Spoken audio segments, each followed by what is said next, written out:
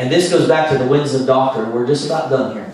It goes back to the winds of doctrine, to where he said, don't be like children tossed to and fro with every wind of doctrine. A wind of doctrine cannot produce anything. Isaiah said, we delivered no man. So we've got a lot of doctrines, and there's a lot of things that sound good. We're talking a mature word to you today. Does God want His people blessed? Yes. But you know what? You'd give all the money in the world to have peace. I know people would trade money for peace if they could have peace in their life. There's people that give all the money that they had if they could get their child out of a hospital or out of a jail cell. They'd trade everything. There's people that have money that they would trade that for anything. It means nothing to them. And now here's another principle that you've got to hear. Because we talk about the love of money is the root of all kinds of evil, all evil. The love of it, not money itself, but the love of it. And this is one of these things where I think poor people think rich people have a love for money, and they don't.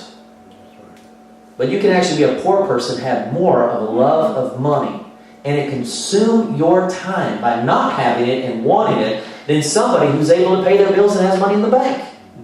Now that's a good principle. I don't care who you are. That's the truth. You can have a love of money whether you have it or you don't have it. But there is a deceitfulness of riches. And if we're trying to gain it by works, and we're obsessed with being rich, just be careful. Because there's folly in that. And trust in jobs. I remember I worked, and I thank God that I lived in a place that I felt ministry inside of me.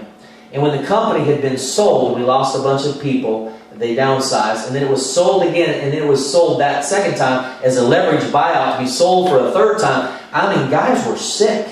And the morale that was in our company, in this oil field company, it was low.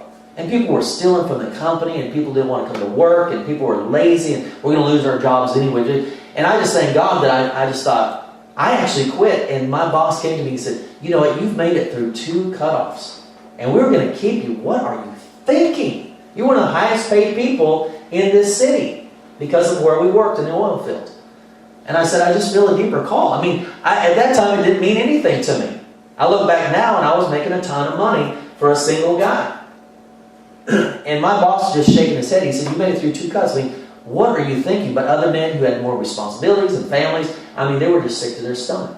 But they were dependent on certain riches, and they were dependent on that job. And the whole time is, I was going to make an album in Dallas. You know, I was taking all that I earned in the company. I was taking $10,000 and another $4,000.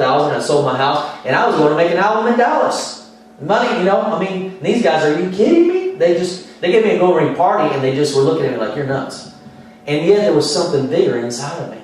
There's people who want to do things, but they don't do them because of the love of money, or they might lose their money. Or people do jobs for 20, 30, 40 years that they hate because they want to keep money coming in.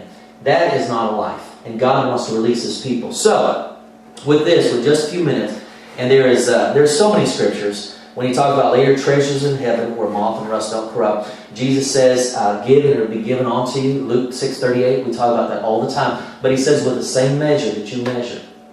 I believe there's some people, you're going to get out because you've had good financial counseling, and you're going to get out that way.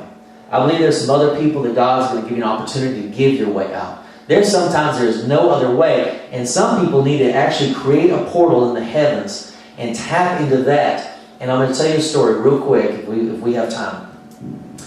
This girl this last week, she needed, I just taught similar on this in another state. We taught this, and when I came in the back, we'd done some of the worship too, and I was closing up my guitar. And I looked back, and I actually had $40 in my wallet that I was going to give to the girl who was helping us with our kids. And so I had this $40, and I look over, and the Lord says, give it to that girl.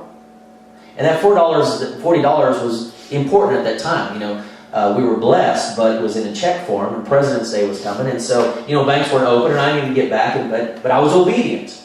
And I walked up, and she just said, you know, you're a gutsy preacher. And I said, oh, praise God. She goes, no, that's good, that's good. And I said, well, the Lord wants to give you something.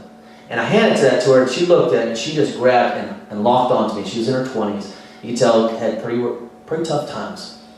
And she said, thank you so much. She said, when you were preaching, she said, I went, and I had $4. Mm-hmm. And she goes, when you took that offering, she said, I fought it a whole service But at the end, when you open it up, she said, I put that $4 in. She goes, it wasn't enough to, pay, and there's some requirements. And she was in a halfway house. And there were some requirements that we need that cost money, and her family did not have the money to give her. And this is 10 times. Within 15 minutes of her putting that in there, the Lord has me walk back.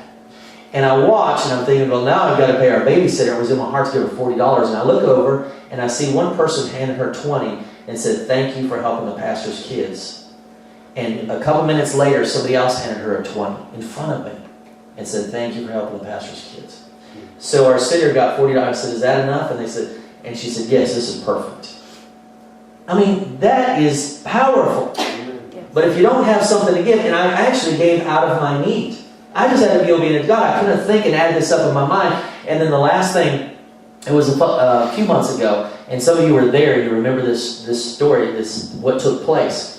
There was this girl, and she was singing in the worship, and this is in North Carolina. And she was singing in the worship, and after we had lunch, we were having a night service, and she goes, well, I won't be here tonight. And I said, well, how come?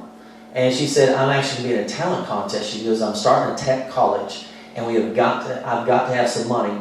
My family doesn't have it. I've got to raise some money. And there's a $200 gift, or what? Prize. $200 prize if you win this vocal contest. And the Lord kind of held my tongue, because I was going to say, are you kidding? Come on. God will take care of you. Just choose the right thing. But I just prayed in my heart for her, but I felt like the Lord held my tongue. And she said, we'll be back here tomorrow. Well, the service started, and the musicians were getting ready, and all of a sudden, she walked up right through the middle.